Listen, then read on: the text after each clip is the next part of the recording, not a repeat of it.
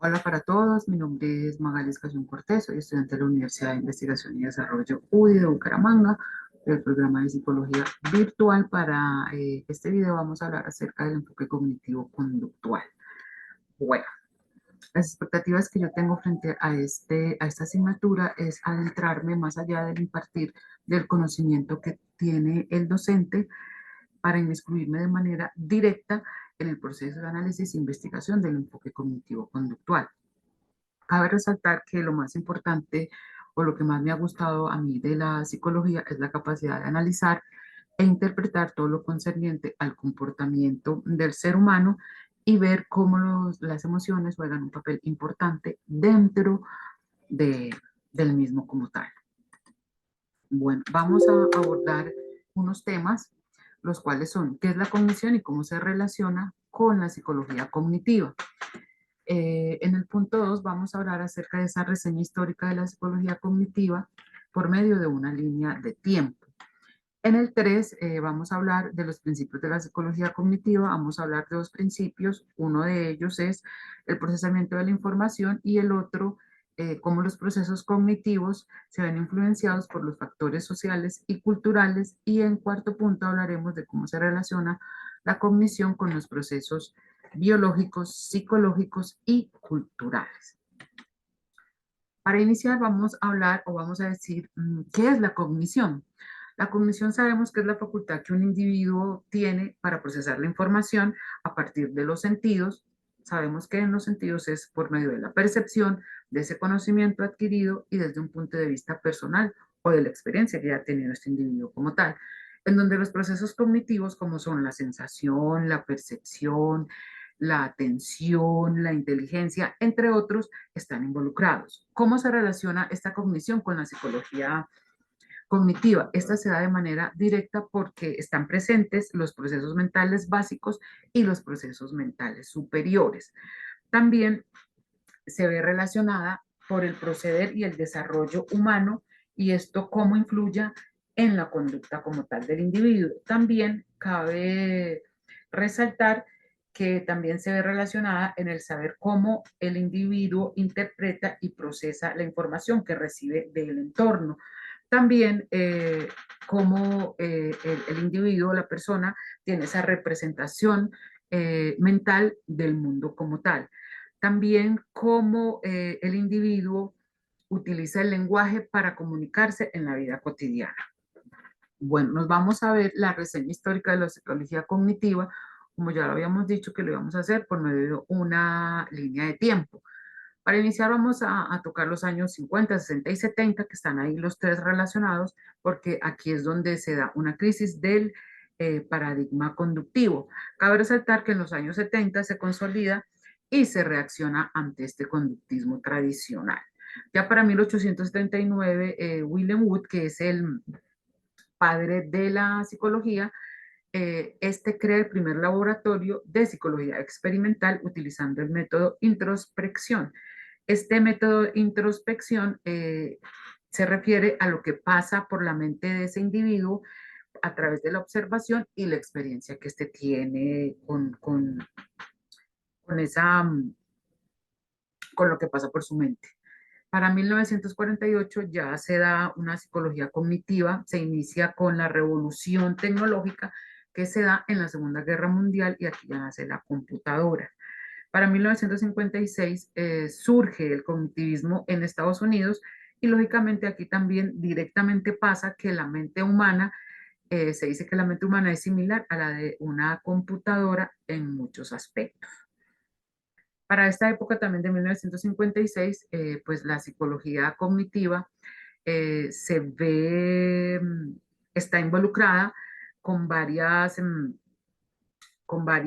digamos, con varias disciplinas o varias teorías, como son la informática por Allen Newell, la psicología por George Miller, la lingüística por Noam, la economía por Herbert Simon, inteligencia artificial por Marvin Minsky. Ya para 1960, ya aquí se empiezan a dar los procesos afectivos y emocionales, y sabemos que el conductismo es el precursor del cognitivismo. También para esta misma época de 1960, ya la psicología cognitiva ya aparece como una ciencia en la cual está conformada por varias disciplinas que estudian el procesamiento de la información en el individuo. Estas disciplinas son la filosofía, la psicología, la lingüística, la antropología, la inteligencia artificial y la neurología. Ya para en el tercer punto que dijimos que vamos a hablar de los principios de la psicología cognitiva y que vamos a mencionar dos, pues vamos a hablar del primer principio que es el procesamiento de la información, cómo la hace el individuo como tal. Para esto vamos a mencionar a los autores, como son el padre del cognitivismo, que es Neisser, que propuso el modelo HIP, considerando a la mente humana como un procesador de información. En los modelos seriales, estos modelos son de funcionamiento mental y son propuestos en los 60, específicamente en 1968, por Richard Chatan, Atkinson y Richard Shifrin. En los modelos cascada y en paralelo, a partir de los años 70, prevén el procesamiento simultáneo de la información a través de canales comunicantes. Ya en el modelo paralelo, que es el PDP, que se hizo popular en los años 80, aquí gracias a los estudios del psicólogo David Rumelhart y James McLean. Para hablar precisamente de estos tres enfoques de procesamiento de la información, el serial, el cascada y el paralelo, vamos a iniciar con el serial. Este hace parte de lo simbólico, hace parte de lo simbólico ya que solamente se da en una dirección, o sea, este es el sistema tradicional, es unidireccional. Un estímulo, una respuesta. Este se da por medio de los sentidos o de la percepción, porque sabemos pues que la percepción son los sentidos, y también y el procesamiento, y en este procesamiento de la información, aquí trabaja la memoria a corto y a largo plazo. En el modelo cascada nos dice que este es un procesamiento simultáneo de la información y se da a través de canales de doble ruta. Esto lo dice Max Kotter, Brent Edward y Paul Atkins. Son los que precisamente dicen acerca de esto de que va en doble ruta. También sabemos que este sistema cascada es un proceso en el cual se sucede uno tras otro, o sea, se da en fases. No se puede dar la fase 2 si no se ha finalizado o no se ha terminado con la fase 1. Un ejemplo de este modelo de cascada es el desarrollo de software. Sabemos que se da por etapas, la etapa 2 no puede iniciar hasta que no finalice la etapa 1. Y ya para finalizar de este principio 1 del procesamiento de la información, vamos a hablar acerca del modelo paralelo. Este modelo paralelo es el que explica de manera más congruente o más directa la conducta del individuo, ya que este modelo, la información, esta se utiliza para indicar que los estímulos y respuestas del sujeto no son interpretados en función de sus características físicas, sino de un marco conceptual más abstracto y complejo, y esto lo dice Sakharine y de Klaus en 1954. Cabe resaltar que este modelo paralelo, conexionismo, este es bidireccional, hay múltiples estímulos, múltiples respuestas, esto trabaja como una red. Por eso se dice que este modelo explica más la parte de la conducta del individuo. Cabe resaltar que la mente humana trabaja con información y cabe resaltar que la mente humana no trabaja con imágenes, sino con códigos. Por eso se hace la comparación de la mente humana con una computadora, porque es por códigos. Y aquí en este modelo, el sujeto, la conducta del sujeto es activa, ese procesamiento también se mira en la actitud del individuo como tal. Ya también tenemos presente en este procesamiento de la información que Robert Gardner dice y manifiesta que sistematiza un enfoque integrado considerado la teoría de estímulos y respuesta y de los modelos de procesamiento de la información, presentando un modelo acumulativo de aprendizaje en el cual plantea 8 tipos de aprendizaje, como son aprendizaje de signos y señales, aprendizaje de respuestas operantes, aprendizaje de cadena, que es una secuencia modelo en cadena, aprendizaje de asociaciones verbales, aprendizaje de discriminaciones múltiples, aprendizaje de conceptos de principios y aprendizaje de resoluciones de problemas. Ya para finalizar, vamos a ver cómo los procesos cognitivos se ven influenciados por factores sociales y culturales como tal. ¿Cómo se ven influenciados por factores, perdón, por factores sociales?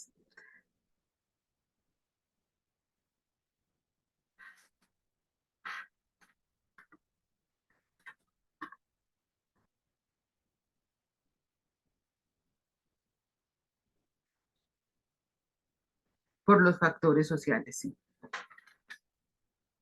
Bueno.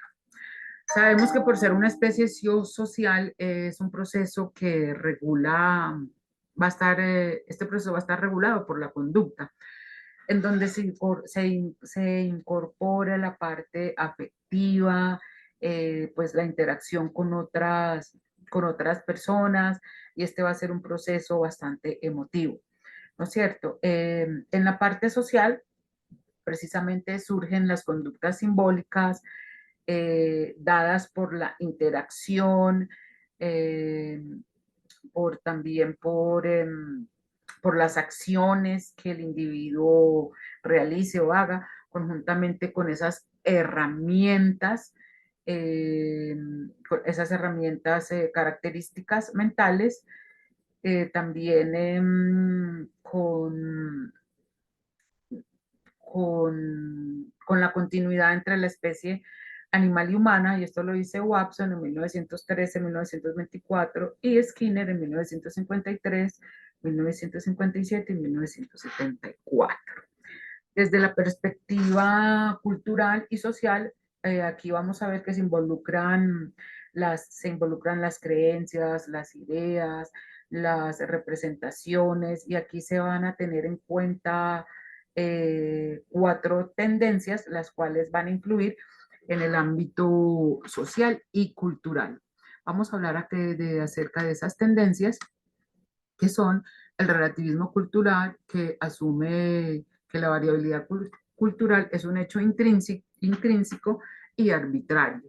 Esto lo dice Speber y Hirschfeld en 1999. Un ejemplo de este relativismo cultural serían las diversas formas de matrimonio que existen desde años atrás y hasta ahora en estos tiempos actuales.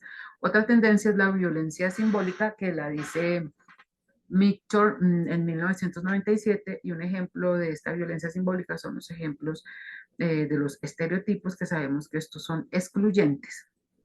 Otra tendencia es la descripción densa, que conduce a evitar el valor científico y comparativo de la investigación, lo dice de Andrade en 2004, y un ejemplo de esta tendencia son el tic visual, que puede ser dado por dos connotaciones o dos respuestas muy diferentes.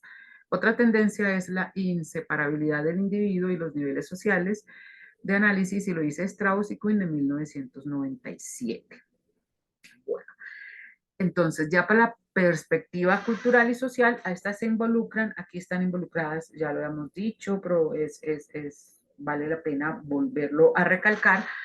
Se ven involucradas las creencias, las ideas, las representaciones, donde los enfoques cognitivos de la cultura pues se dan en esas 4 tendencias que ya lo habíamos dicho.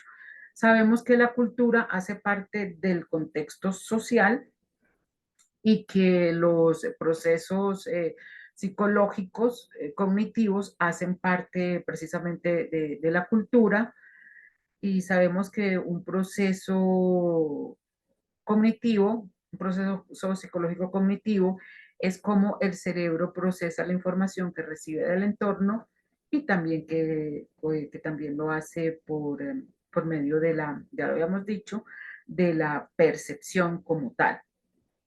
Entonces, también sabemos que como el cerebro también hace ese juego, ese rol de recibir esa información y qué experiencia tiene el individuo al recibir toda esta información que recibe del entorno. Bueno, sabemos también que la cultura recoge la concentración de las habilidades del cerebro. Una de estas habilidades que tiene el cerebro es de interpretar y regular precisamente las emociones con el fin de que el individuo aprenda a razonar y a memorizar. Y desde la parte social, pues sabemos que los contenidos mentales están en el interactuar y en el procesamiento que el individuo recibe del entorno.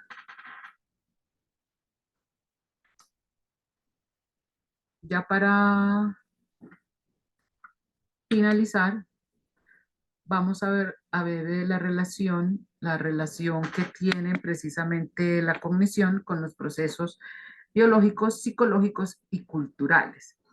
En los procesos biológicos tiene que ver con las funciones estructurales naturales, como son las células, los tejidos, los órganos, los sistemas, entre otros, y cómo estos afectan de manera directa y recaen sobre la heredad y los genes que tienen relación con la parte psíquica y la parte conductual del ser humano o del individuo como tal.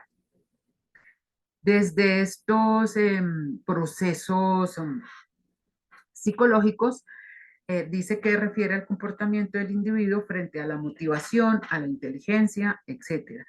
Algo muy importante que aquí nos dice Piaget, que habla de la dinámica de los estadios que rigen la conducta en las diferentes etapas y los cambios que estos generan, y lógicamente nos va a decir cómo influyen en el pensar y en el sentir del individuo. En la parte cultural, pues este incide de manera directa porque toma las influencias externas, toma las costumbres, toma las tradiciones, toma las ideas que recibe el individuo del entorno, viéndose reflejado de manera funcional en lo que él llega a sentir y en lo que llega a pensar. Entonces, esto es como todos estos procesos se relacionan con la cognición. Y, y también cabe resaltar que la cultura cumple una función significativa en el progreso de la inteligencia.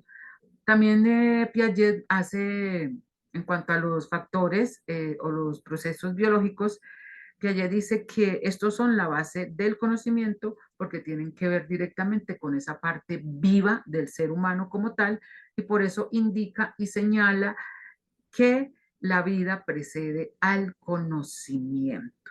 También Piaget nos indica nos indica unas etapas en los cuales son el sensorio motor, el preoperacional, las operaciones concretas y las operaciones formales como tal. Estas son las referencias que hemos tenido en cuenta para hacer este video. Los espero hasta una próxima. Espero que de verdad les haya gustado este video y nos vemos hasta una próxima oportunidad. Gracias.